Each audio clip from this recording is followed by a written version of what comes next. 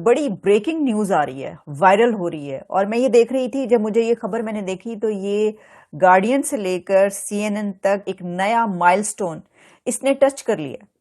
हैरान कुन बात है, बहुत ही कमाल की एक और सॉफ्ट लैंडिंग की बात की जा रही है। आप जिसको दुश्मन कहते हैं ना, वो अब आपकी बात करना पसंद नहीं करता, बिकॉज आप इस काबिल ही नहीं रहे। हमारी औकात ही नहीं रही है कि वो हमारी बात भी करे। वो कहता है अपनी मौत आप मर रहे हैं, मरने दो, हम क्यों अपने ऊपर ये सरदर्दी मोल लें। कि एक जगह जहां पर वो लैंड किया, वहां से एक बार फिर वो कुछ और सेंटीमीटर या कुछ और फासले पर जाकर उसने लैंड किया है। चंद्रयान के बाद भारत का सूरज मिशन भी रवाना हो गया है।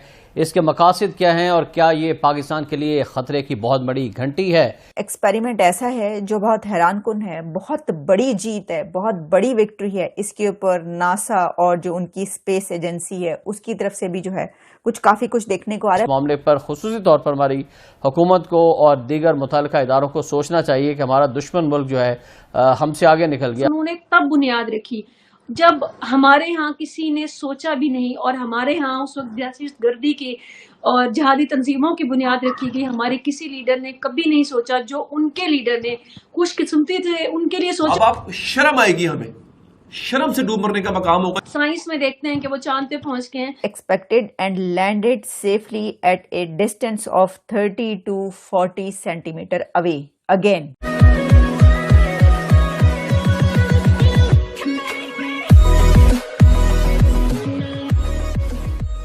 नमस्कार दोस्तों, अब यहाँ पर बात हो रही है कि भाई आखिरकार इंडिया और पाकिस्तान में फासला इतना आ चुका है कि भाई इंडिया के पॉलिटिशियन है या फिर कहे कि प्रधानमंत्री मोदी है या फिर कहे कि इंडियंस जो है वो अब काउंट ही नहीं करते पाकिस्तान को। अब वो काउंट ही नहीं करते कि भाई इनको हमें कंपटीशन में काउंट भी करना चाहिए। और यहाँ पर दूसरी भी न्यूज चल रही है कि चंद्रयान 3 जो हमारा वहां पर सॉफ्ट लैंडिंग कर चुका था, उसने यहाँ पर और भी एक यहाँ पर कीर्तिमान स्थापित किया है कि भाई जो हमारा विक्रम लैंडर था जिसने सॉफ्ट लैंडिंग की थी, उसने अपनी जगह बदली है। मतलब ऐसा नहीं कि ऑटोमेटिक बदली है या फिर कहे कि वहां तेज हवा चल रही थी तो वहां से उसने अपनी जगह चेंज कर ली, ऐसा नहीं है। उसको हमने यहां से ही मॉनिटर किया है, यहां से ही कंट्रोल किया है पृथ्वी पर से, और उसको फिर से वो जहां पर उसने वो लैंडिंग की थी वहां से उठाकर फिर किसी और जगह पर वहां पर लैंड करवाया है। एग्जैक्टली जगह मुझे नहीं पता कि कितना उसने ट्रैवल किया था वहां से दूसरी जगह पर, लेकिन यहां पर एक दूसरी भी हुई है।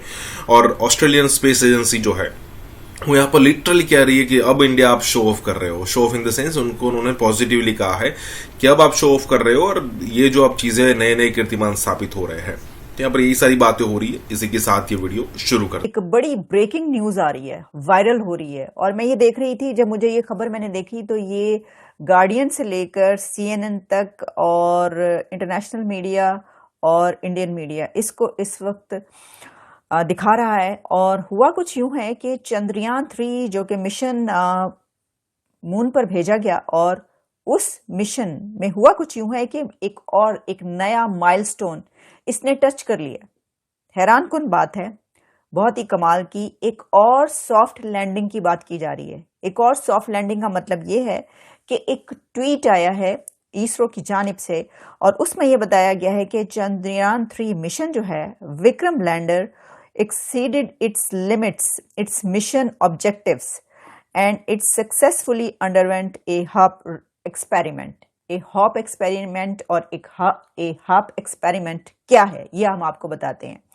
देखिए, ये एक्सपेरिमेंट ऐसा है जो बहुत हैरान कुन है, बहुत बड़ी जीत है, बहुत बड़ी विक्ट्री है। इसके ऊपर नासा और जो उनकी स्पेस एजेंसी है उसकी तरफ से भी जो है काफी कुछ देखने को आ रहा है। बल्कि इसके अलावा मैं आपको आज ये भी बताऊंगी कि जो अभी तक डिटेक्ट किया गया है वहां पर इस मिशन के थ्रू मून पर, वो क्या क्या है। लेकिन पहले हम इस पे बात कर लेते हैं कि जो एक नया एक्सपेरिमेंट किया गया है उसमें वो सक्सेसफुल रहा है। और उसमें हुआ ये है कि विक्रम लैंडर का जो मिशन ऑब्जेक्टिव्स हैं उसने एक और अचीवमेंट है उसकी। और हार्प एक्सपेरिमेंट जो है वो कहते हैं कि आप समझ सकते हैं कि एक जगह जहां पर वो लैंड किया, वहां से एक बार फिर वो कुछ और सेंटीमीटर या कुछ और फासले पर जाकर उसने लैंड किया है। और इसमें बताया गया है कि ऑन कमांड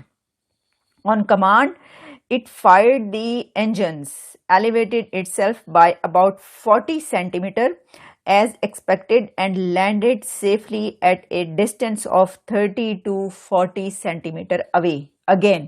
यानी वो जो एक सॉफ्ट लैंडिंग थी वो तो अपनी जगह पर, लेकिन ये जो है ये एक और लैंडिंग इसको कहा जा रहा है।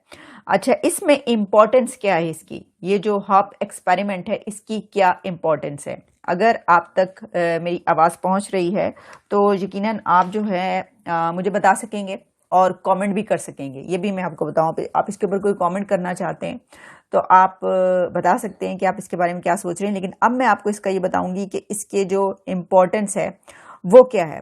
वो ये है जनाब कि ये जो this kick start for future sample return and human missions, सबसे बड़ा जो इसका कमाल अब ये जो है कि ये होने की बिना पर ये इंसानियत के लिए एक बड़ी छलांग, एक और बड़ा कदम है।